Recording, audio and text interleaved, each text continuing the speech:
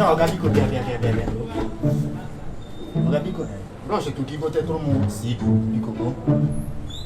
Oh biko Roche oh. When CD le CD nkonya korokoko. Which person CD wan make I buy? Is it Helen Nkume? Ko Pedicoma? Ko wo Mobile Igbo? Ko wo Flavor? Ko wo Fino Fino? Ko wo Chinyerudo mama nanga? Ko wo Gozi Okeke? Elo onye ka chọrọ ka m gotere gị ke. Oga ko di ka juju dị kwa n'ihe nke akwa. Akụrụ m gị ihe.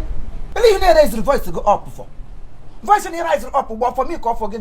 Isi m ga struggle CD. Ịgbadị m CD ka onye ọwụ. CD fruvu n'ime ahịa. Ọwụ CD egwu ọdịnala. Ka ọwụ egwu church. Ka ọwụ abụ ndị ka ụwa. Ka ọwụ egwu disco. Ka ọwụkwa na egwu ekpiri. Ka ọwụ egwu Sunny Bobo. Egwu ndị ka Owere.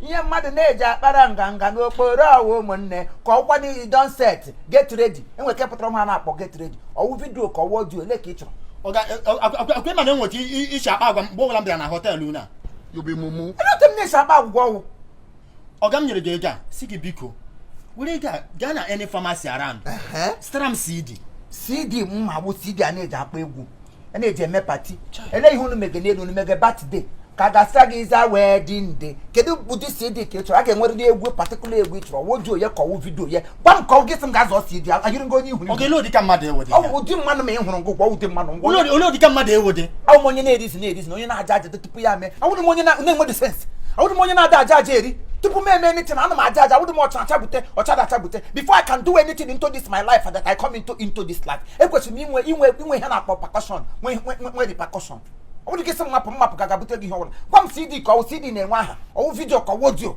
hai elu ụwa ọga nye m na-akọwara gị enwe CD ọ na-anọ na mkpọ emepeghala ozugbo atapụ ya ọ na-adị ka niile na-anọ na mkpọ kpọ ya aha ọga CD m na-akọwara gị na-anọ na mkpọ imepeghala ya gị tape ya fụọ ya dị ka bolombolo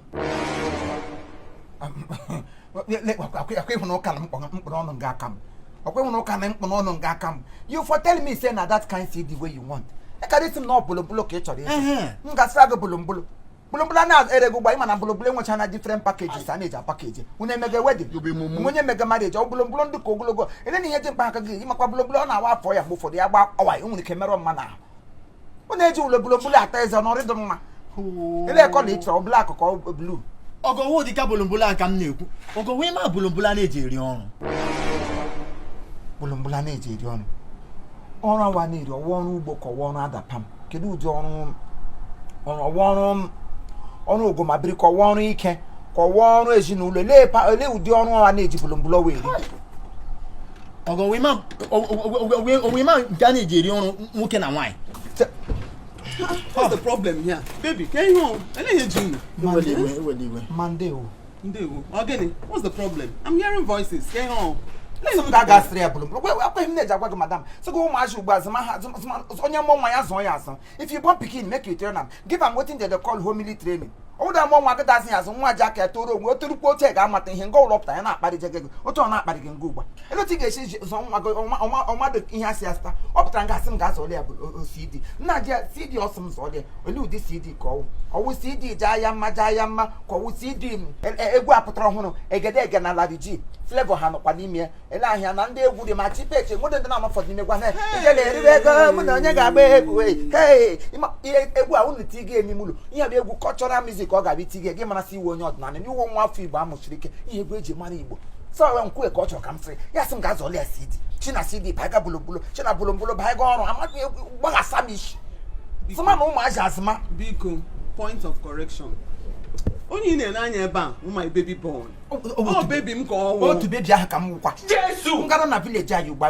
ebe villages anyị nga m shiri pụta mama gwu ha n'anya oke egwuru m hụ ka m loje mama elipụ ọsọ my mother go run if my mama see me coming home to the Christmas my mama go run like this hotel hug me my baby boy onye ọnwụla wo baby to the mother she go beckon on me ya nje kalalum some nwa m no onye ọnwụla wo baby wo dị naanị ya wa site tata na akọ the baby ahụ ị na-ene anya here my honey pie my sugar pie ụmakwanụ nke a na-akọ ọ bụ ihe na-agwa na ike ihụra ihe m ji ekwu ihe na mmadụ m nwa zuzie ya zuzie ọ ga-amụcha ọ ga-eshikọwa ya ụnụ na-agwa m na unu nwere pie wa gara igbu m Imo ko yamre na pile no one. Anya kata moto e from anya share placenta. Pile m ngi nyi chote pile eguzuro m n'ọdụ. Aka ka ga eja na nsa pile ko ga egbu m egbu. Enwere nwoke na egbu ọgwụ Igbo nga. Onye ihe ni ga-agwa m no. So nu nwere pile. Who among you is the person that is sick for pile? Ogunari ka nwa ganari. Lo kuchi person among of us nwere pile. Because kema agwọle nga mbrọgwụ ka egbulem ni osi ote m ru dake. We ga wure kai gbadi ote nwa ya. Ya ga na ochimote ekposhi ka mgbe sha m nya hụkwala pile ote ekpom onye oshi. Obere ego ka ị ga-enye m da mgbapụ nga ga buchinyela go osisi. Egbo ya na mkponye ga ị ga anga ya. Ọ bụghị dị ka ahụ. Haba. Ni nwoke si ga gotere m CD since. Ọ gwa ya ka ịhụ o ji nọdụ ebe a since. Ọhị gwara ya. CD ka m gwara ya ka o gotere m. Oga biko no pisi ahụ CD a na-eji iri ọ ya nwa my baby boy my sugar nwa na-ahazi m na ya onye anyị na-eji ahazi onwe anyị anyị bịara ndị ile anya ya ahụ CD anyị na-eji ahazi onwe anyị na gbapụ ga ga-azụta ya ka anyị nwee ike were riri ọnụ na-aga CD wa na-eji ahazi onwe etiga egwu family ọbụla na-abụ etiga egwu ha not together akpọga CD onye ọbụla ji ya na-agbara egwu a na-eji ahazi nwoke nke ahụ na isi ọkụkọ kamgbe m gbara arụmọrụ na Spanish Kingdom here enwepụta onye bịara nga ugbo nye m nsogbu mana ịchọ na nwa gị bịara nga abịa m ihe ọ na-abịa nga ezizo ọ na-enyekarị m nsogbu adị m like ya this boy ya were taa ka ọ na-abịa ya awụhụ nwa m ya my sugar pie my honey ya nwa m na-eji ezuru ụwa m ike mgbarịcha like this nwecha stress ya nwa na-emeda m obi my sugar pie my honey Jesus is Lord. Na-eme m obi ụtọ chai. Ele ihe m hụrụ Ishiki ga-ekpu ugbu a na. Ikpo n'isi ekpo na. Ịhụrụ ishiki ga-ekpu ugbu a na. Ka Chineke kere m na gana na ị ga-alaba di ya nla. If you left road tape, I got na street ga ya iyo.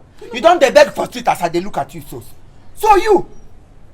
Hey, egusi agbala ọkasị. Baby don't mind that man. Chekwa. Ta! Arụ. Chekwa, madam. Onye. Narị kwasara gị n'elu ihe na-ekwe gị yipụrụ ya akwa. Onye nke nere na akaala. Compared to ụdị ndị m na-eri. Ihe m na-eri wu ndị ụmụ ọnụọgụ ndị ụmụ iri ụmụaka ụmụ under 16. Ndị ọbara ha ka dị ọkụ. So m kụcha ya like this na-ewere ezuru ike ahụ m na-eji agbapụrụ ọyị ezu ezigbo ike wụ. Chekwa. Mmanụ ị na-ekwu ụka ya. Ọwụ crude oil ka ọwụ mmanụ granọt ka ọwụ daki. Mgbawo mmanụ iri. Ọ mmanụ iri na granọt oil. Gwa ya hụ. Nye eriri. Ebe ọgbawo isi ọkụkọ. Nwoke eriri. Ama m na ọwụdụ gị na-ekwu. Konji jigo. Ahụna m ya. Ụka ikpugu gbawo ka ndị eriri. Onye konji ji.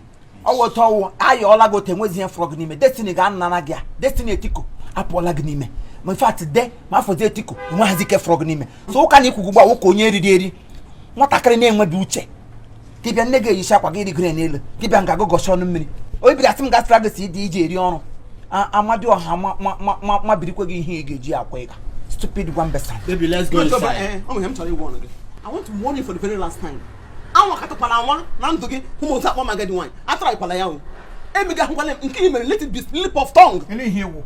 I'm sweet 16. Ha pụta kwa time do. Aka nkwa nwata ntakịrị. Ọkwa ahụhụ mere o jide ka gasị na onwele ka o si wee dị. Ya ngara ara. Amụrụ gị n'abalị. Ewu sweet 16. Ihe wo bitter 100. Hapụ ihe ahụ ọgba ahụhụ modewere m otu am do. Ọgba ahụhụ modewere m otu am dị ka ngwakwa gị. Onye ihe na-ele anya na mụ na go letọrọ. Ọ ga-etọrọ m. Ka ọ ga-etọrọ m ele ihe. Ọ ga-etọrọ m. Onye eriri. Anyway, that one is by the way. Yam na chi gwa gị wụ aka nwata ntakịrị o. Otu am nọ na ahụ. Ọwa Greek ọkụka Greek ka nwụ. Ihe hụrụ m gbara like this nye nyere m mgbe m nọ ntakịrị o. Ọkwa oke beans onye mere m ji were like this. So it's not as if na m akatala o. So kpachakwara onwe gị anya. He mkpụrụ onye ajụtọ m ntakịrị ihe. Nye o jụtọ m ntakịrị ihe. Biko kwa. Mba, ihe ji tọọ m obere ihe. Okay, hapụwazie. Ihe anyị ji tọọ onwe anyị ntakịrị ihe. Respect onwe gị. Baby, let's go inside. Hey. Okay, nye m ego. Come on, get your mgbabiri. Okay, nye m Chineke nna. Ike agwụla gị n'Igbo. Ọ gị ga-anara ahụ. Ike gwụrụ pepi m. Ọ gị agwụla ma ị ga-anara m ahụ.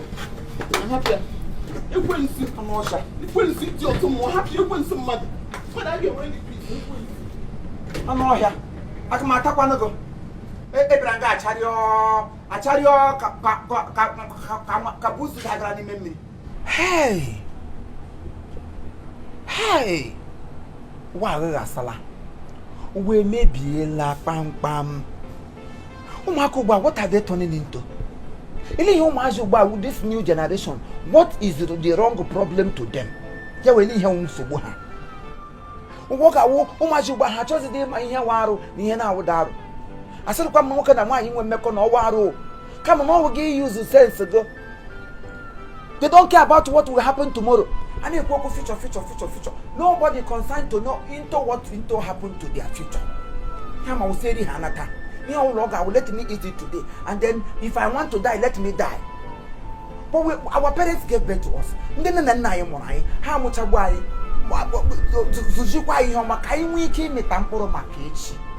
Manata, nobody care whether your parents someone again. The parents on your busy I should tell you where I got for what happens to our future?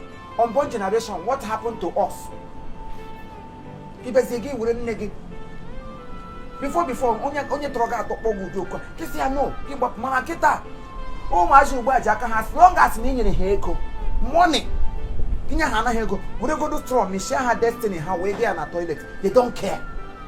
But what about conscience? We are talking about conscience. Everybody should have conscience. Your conscience is there to guide you, to lead you so that you don't make a mistake in life. People have such a film where you do talk. This man is a talkative. This man is only a too much. But there is truth in every talkative I talkative. Go back to yourself and then ask yourself questions. Sit down and then have a rethink about how you live your life.